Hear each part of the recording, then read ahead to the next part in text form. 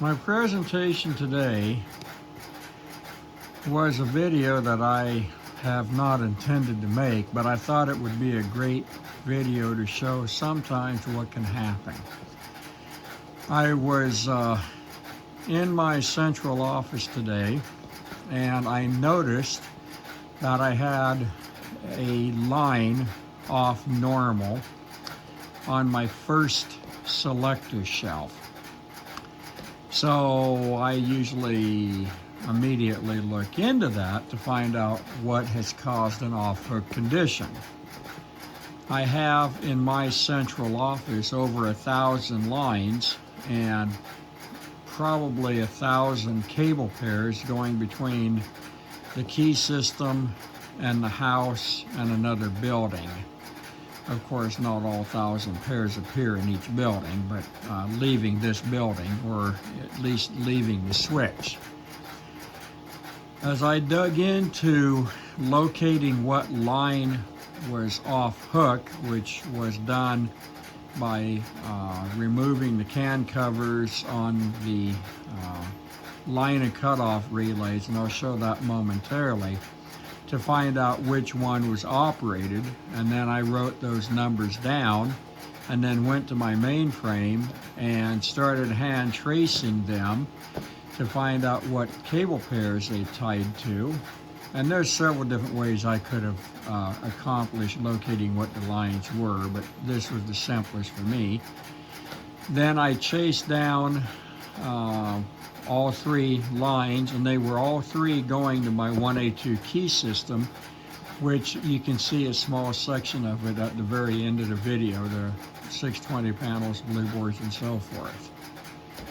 I'll continue on with what I found and briefly show you the line and cutoff relays, just so you have an idea of what I was looking at. These are line and cutoff relays, and I have 200 pairs of these in this line group. So there's a line relay for each line and a cutoff relay for each line. And I have 3 line groups in the Western step by step. The same concept for the Stromberg XY and somewhat for the number 3 crossbar switching system. What I have done is I've cleared the problems because I found out what the original problem was, but whenever you have a line cutoff, a line seized, the cutoff relay will be operated to remove the line relay from starting to try to find a line because dial tone was already found. In my case, I had 3 telephone lines that had requested dial tone, so I had 3 paths in my step office busy. And I will show the mainframe where these are actually wired to, because all of these wires that you're looking at then go from the line relays over to the main distributing frame. Each line relay over here on the most left-hand side has got their line numbers, and then there's 10 of them on each strip, so there's 20 relays for 10 lines. I have one of the jumpers that is connected to the line circuit pulled up, and I was hand tracing this to the cable pair that the line goes to. I could have pulled the other jumper and found out what the phone number was connected to, or I could pull the one going to the cable pair. In my particular case, it doesn't matter which one, they're both about the same time-wise. And of course, I could have gone through my records and looked up the hard way, the line equipment, because everything I do is done by telephone number, so I would have had to reverse the line equipment to the phone number, and then I could have found out 100% of the information I needed. And at the time I was doing this, I wanted to find out what the common problem was, and I did find a common problem. The other end of one of the jumper wires is right here, which is then connected to my what's called an F1 cable pair. This would be the cable leaving the building in a normal central office. In my case, the 1A2 system and the central office is in the same building, so this cable actually feeds 66 blocks, which would be the underground feed at the 1A2 system. So I had 3 of these that had troubles on it elsewhere in the cable. Once I had traced out the cross connects to what the cable pair was that was leaving the building, or in this case, going to the key system. I wrote down the line card numbers and the phone numbers, which then took me to my 182 system, which of course I keep very good documentation on everything, because this is an actual setup like a real phone company where there's just thousands and thousands and thousands of cross connects, and it would become impractical not to have records for tracing things and keeping track of what's going on. These blocks right here, which there's 400 tie pair between here and the frame I just showed, is where the other end of that cross connect wire is connected to. These are connected directly to either single tip and rings of single line phones or 400 type KTUs or 1A1 stuff. Because of my record keeping, I did not have to hand trace from this point to what line card it was, because I already knew what line card it was. The lamp that is lit is one of the 3 lines that's got troubles in it. I've removed the dial tone, the short on the tip and the ring, but I have not cleared the short on the A lead. Down here below, I then had to actually hand trace the jumper wire to the cable that it's going to, and because it's bridge clipped, I had to determine what side of the 66 block it was on. In this particular case, it's over here on the right hand side, and that is cable number 135. So then I go to my telephone record sheets and I look for cable 135. So here is my key sheet for cable 135. It told me what the color of the phone was and where it is located in my collection. So the teal colored telephone that we're looking at down here by the call directors, that is the housing that was connected to the phone that's got a problem. And this is the telephone that has a problem. It has 3 lines connected to it, and of course all 3 lines traced out to coming back to the 1A2. And then at the 1A2, when I chased down the cross connects, I found that, of course, all 3 of the lines that had trouble, all 3 appeared on this phone. They also appear on another phone, so I had to then determine which phone it was that had troubles. What has happened after disassembling the phone, as removing the housing, as I turned the phone onto its side to loosen the screws to remove the housing, we had water pour out from inside of the telephone set. While I was setting up to make this video, I had a bin box sitting directly below that. Thankfully it was empty, and it had water in the bottom of the bin box. I was aware of a roof leak elsewhere on the building that I fixed earlier as a temporary fix, because I intend on now putting a new roof on this section of the building, which is kind of sad when you figure the roof's about 10 or 11 years old, but it's a very flat roof, so it should have been a metal roof originally, but that's whatever it is what it is right now. It will be a metal roof when I'm finished, and it will not leak. And I haven't had a leak until the last 3 or 4 months. So anyway, the phone was wet inside.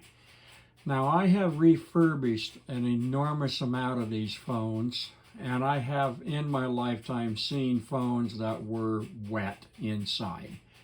As a key system installer repairman from a million years ago, I also have chased down wet cables at customers' business, so that the biggest problem always was when the carpet got cleaned, the next few days, some of the phones would have troubles. And you would take the Amphenols apart down on the floor, and they were covered in water and green corrosion type stuff. Or the Amphenol was literally full of water. And of course, at that point, both of the Amphenols are pretty much toast, and you have to replace them. And I have seen phones that actually were wet inside. This building is set up so that the way I've got the phone's design, or the room design, I cannot move that phone without cutting a bunch of tie wraps off, because all of the cables are tied in down below, and then where they're connected to the cable, I've taken up the slack. So actually removing this phone is kind of a bummer. So I have two choices: cut the tie wraps loose and put a new phone here, or repair this one by replacing the key strip, since the problem was actually interior of the phone. When I get done with this, my problems will go away. So there is definitely down here, and if you can look, and I don't know if we can see it with the camera or not, but it's already turning green on the key strip, and this is wet in here. The foam is wet, and this is where I'm getting my lines crossed with one another, and inside the base it is also wet. So at this point that key strip is complete junk, because once they start getting wet and corrode, they're not worth the effort to repair. And I've got lots of phones, so I'll just simply put a new set in or a new key strip. The intent of this video was just to show some of the issues that a person can run into on key systems. And here being 2023, 1A2 is only used mostly by hobbyists and collectors.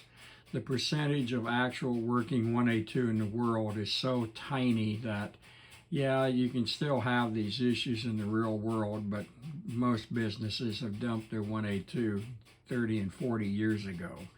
And this was just geared at some of the issues you can have with telephone collecting over the period of time.